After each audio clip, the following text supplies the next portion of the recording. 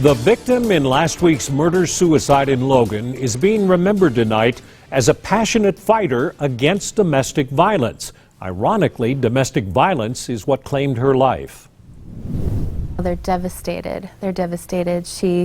It was just her reputation as a kind, generous, devoted advocate is just, I keep hearing about this over and over again, how wonderful she was. They are mourning on the Facebook page for Citizens Against Physical and Sexual Abuse, CAPSA.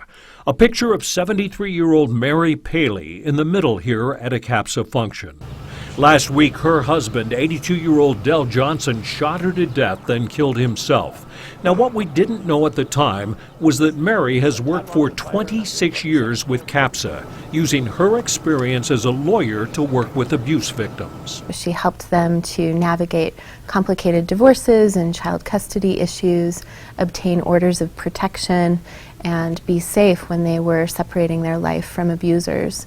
Jen Oxborough of the Utah Domestic Violence Coalition tells me Mary's group helped hundreds of victims in the Logan area each year. So how could an expert like Mary, who advises so many abuse victims, become the victim of abuse herself? I think it's sometimes really, really difficult for someone who works in the advocacy community to reach out and say to their own peers, this is happening to me. It's hard for us to reach out. There's a lot of embarrassment, and there can be a lot of shame.